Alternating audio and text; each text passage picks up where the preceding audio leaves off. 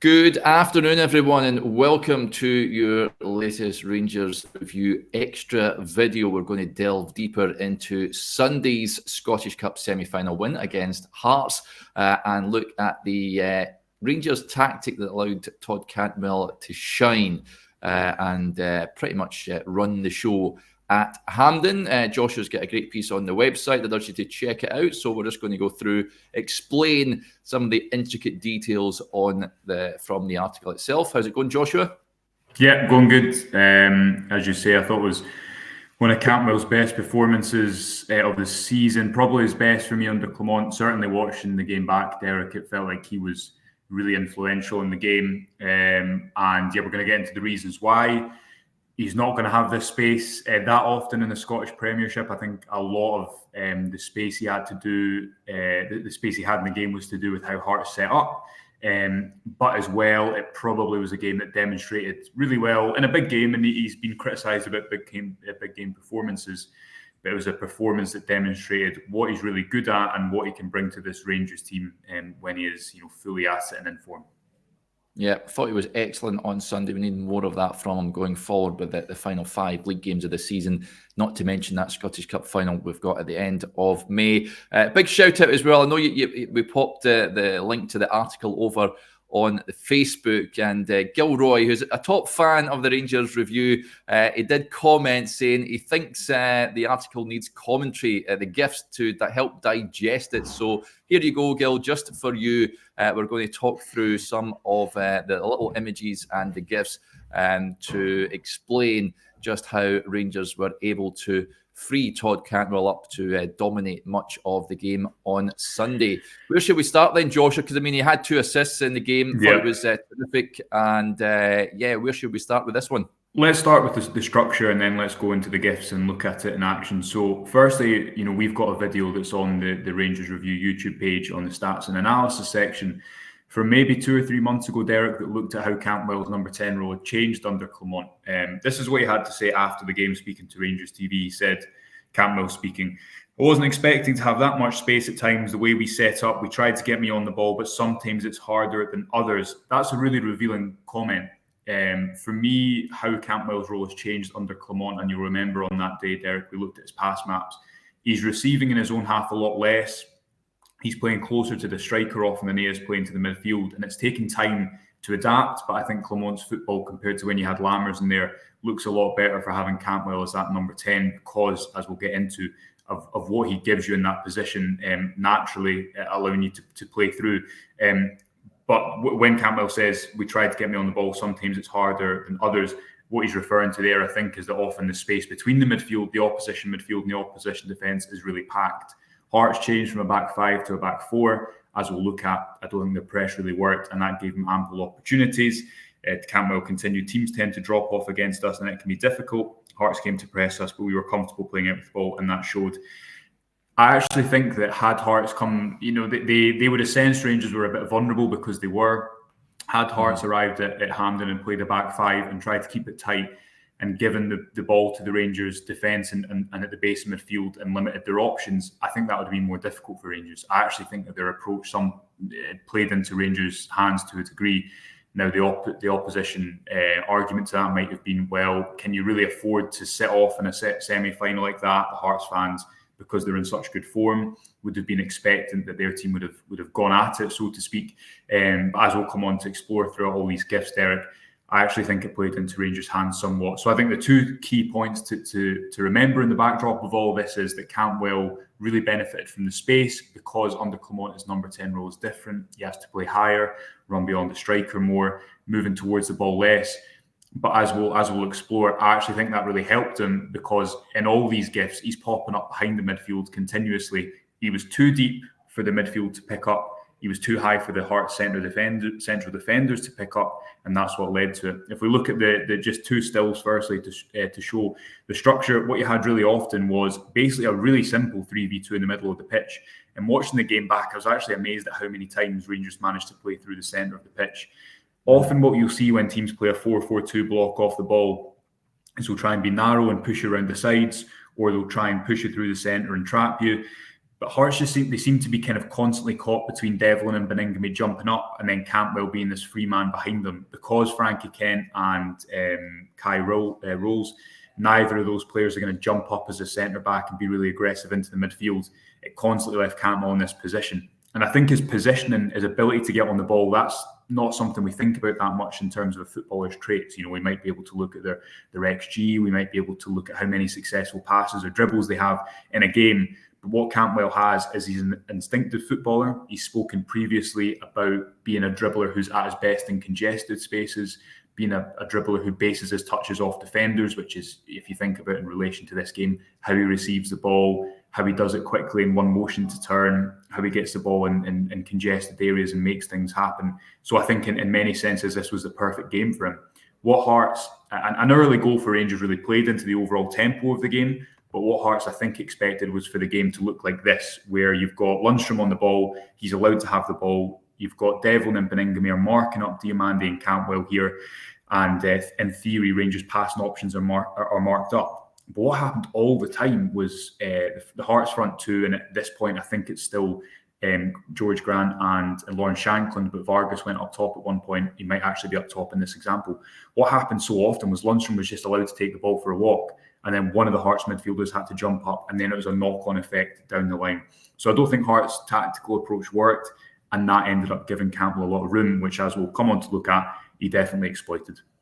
Yeah, I was going to say that. It did look like you had so much room around him that did allow him to express himself, of course, set up the two goals. I was surprised at just how much room that Hearts were giving him, Joshua. Yeah. If I was, I'd be going bananas at that, because he is a playmaker, he's a difference maker. He can change the outcome of games with a bit of skill. We've seen with the two assists, of course, for Cyril Dessers, but just didn't get close to him, did he? But is that more to do with as much with that Hearts approach and with how Rangers approach the game as well?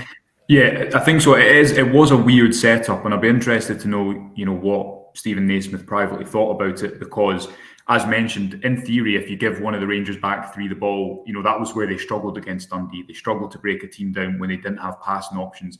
And maybe it was just because Rangers get that early goal, and then as a Hearts player, with half the, they had half of the stadium, it was a big occasion for them, then you jump at the wrong time in the press, or as you say, you're manipulated by what players doing. This GIF, and what I'll do is I'll play these GIFs through a couple of times, Derek, and then we'll stop them at specific points. This is within the opening 2 or 3 minutes. It's actually just before, about 2 minutes before Rangers scored their opening goal. Now you see John Lundstram drop back. Hearts have got a 3v2, but he quickly played out to James Tavernier. You can see Todd Cantwell there, who's ahead of Beningame, gets into a decent situation, doesn't make it count. I'll just play it through one more time before I stop it to kind of speak through specific points. There's a couple of things that stand out here, as is the case across all the GIFs. Firstly, Rangers drop into a back three, but they get the ball out quickly, and you can see here Todd Cantwell is ahead of Beningame, and this is constant. This is where I think Clement's instructions to Cantwell in a game like this works. He needs him to stay high. It allows him to always be in this situation when you're playing against midfield two, always be receiving behind that midfield two. You can see that the Hearts defence can't jump out because they've got 3 players to mark, but as mentioned, the 2 centre-back profiles weren't going to do that anyway. This is what Cantwell's good at, allowing the ball to run across his body in one motion. He doesn't even touch the ball until he gets close to goal. And he's ahead of Beningame, who eventually recovers. If you look at Cyril Dessers here, I've tagged him, Derek. If you look at his body position, it's the exact same body position that he offers up 2 minutes later when he goes to score the goal, taking the ball on his back foot and obviously then spinning out to score after going beyond Atkinson. In this situation, though, Beningame eventually got back and Rangers weren't able to recover. If we take it forward to a few minutes later, this is a lead up to the goal. Rangers play a pass over the top, but they play it at the right moment. Because if you look at the Hearts 2 strikers and their midfield 4 here, Cammy Devlin's kind of out of picture almost at the base of midfield, they're pressing forward. What we saw so often in Dundee was Rangers were kind of shelling passes into the front line, but they were doing it when Dundee were set to deal with that. It's very different if you play that ball at the right time, so that even though Lundstram's pass is cut out, James Tavernier is on hand to win the second ball. Now, if you look at Todd Cantwell's position here, this is the point in him starting high. Frankie Kent is the right centre-back for Hearts, and that's technically Cantwell is his man at this point, but he's not going to move with him into that space. And this space ahead of the Hearts defence was just continuously open for Cantwell. Again, he just takes one touch in this situation. You can see he's ahead of Devlin and Beningame. One touch to set himself and turn and face a play. Again, Dessers has that same body shape to give him a passing option, create separation from his marker, and we know what happens next. But that's the key difference for me. If you look at where he's receiving the ball, given the fact that he's starting initially in the front line instead of the midfield, he can become the extra man, get into that space ahead of Devlin and Beningame, and then assist Dessers. And I'll just show one more before we maybe take a bit of a break and recount some of the points. This GIF is something that just happened continually. Again, I've highlighted the Hearts midfield 2 and the Rangers midfield 3. Nothing particularly groundbreaking, but if you look at Rowles, who's the left centre-back in this situation, you can see he's kind of on his toes, and he knows that Cantwell is there, but he can't quite jump into the midfield. This is one of the things that Cantwell is really good at, getting into positions where it's asking questions of the defender, but it's also simultaneously behind the midfielder. So you're in a really awkward position in this tactical setup for Hearts to defend, and continuously he got into these positions all day, and Rangers had a 3v2, and they're able to create difficult, dangerous situations. It was only really, though, in a couple of moments they were able to make it count, which is obviously the second goal being the prime example of that. And I'll just show one more before we take a quick break, maybe, Derek. This is another example of Rangers playing through the Hearts front 2. You can see John Lundstrom at the base of your picture here. Cammy Devlin jumps up belatedly, and that ties into what is the tactical instruction there. Should he set off or should he jump up? Again, there's a knock-on effect here. It means that Cantwell and Diamandi and Lundstrom have a 3v2 against Beningame and Devlin. Neither of the Hearts centre-backs are jumping up. Both the Hearts full-backs are being occupied by the Rangers wingers. And that allows Cantwell to switch the ball out to Matondo. And again, the final ball from the wingers wasn't great. Cantwell could have created more on the day. He was the player that I thought, alongside Diamandi, was a kind of a technical level above other players in the pitch. And Dujon Sterling created a number of these moments, probably 6 or 7 or 8 moments, where he's getting the ball in the midfield. Again, he's just behind the Hearts midfield. He's just ahead of the Hearts defence. This situation, he creates a good 1v1 opportunity for Matondo, but he wasn't able to make the most of it, the winger. Yeah, it's carrying out I think that the number 10 role that Phil Clement is looking for, really, isn't he? And he's coming into his own, certainly his performance against Hearts on Sunday. I think, yeah, you're quite right. I think it is his best showing in a Rangers jersey to date. We just need to see it more often. I think consistency is the key with regards to that. I mean, second half, I thought it was terrific as well. Unfortunate as well when there was a period when he evaded 2 challenges and then and the referee with Steve McLean. I didn't think he had the best of games wave play on, but he was causing Hearts all manner of problems. They were just unable to pick him up and to stop him dominating in the way that he was, wasn't he?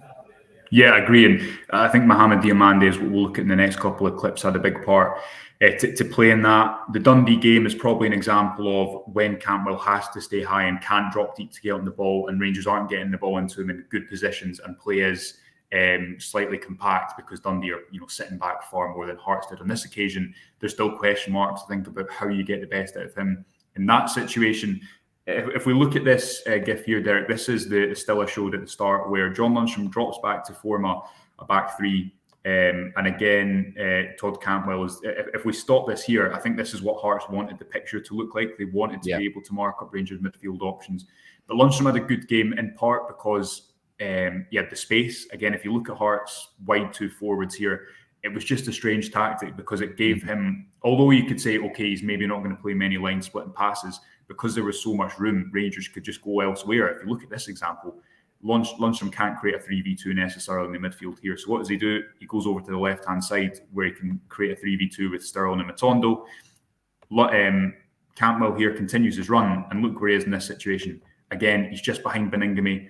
He's just ahead of the defence, which means that when Lundstrom gets the ball here, then it's a 3v2 again, and it's played into Cantwell. On this occasion, I can't remember if this is the one. We played it into Dessers, and that was actually a brilliant pass, but Dessers took the wrong touch. So again, the same principles where Rangers are going elsewhere to create an overload. And you're right, it's important to reiterate that I think a lot of this had to do with the space that the Hearts afforded to Rangers. We spoke a lot after the Dundee game about a long-term need for someone at Rangers to sign a kind of deep-lying midfielder who can just dictate the play when there isn't this type of space in a game. Obviously, there was on Sunday. A couple more examples. I think this is the one you mentioned, Derek. where Cantwell was filled at the edge of the box. Yeah. This time, again, 3v2, John Lundstrom gets on the ball. And this probably indicates just how, from a Hearts perspective, how frustrating it will have been that their approach didn't really work. Because again, he's getting on the ball at the base of midfield, but there's no pressure on the ball, which allows him to get the ball into Cantwell, who is, as you guessed it, behind the midfield, ahead of the defence. Cammy Devlin, if you can see in this still, he's looking at the ball, which allows Cantwell the ability to just drop into the picture. Again, no one's picking him up. This is where he's at his best for me. When the ball's setting the tempo of the play, he can allow it to run across his body. He holds off Beningame and Devlin. He does this quite a lot, where he seems to, sometimes when he's fouled, he's on the, it goes down but kind of keeps it. And as you say, I think it was a definite foul in this situation, but it wasn't given.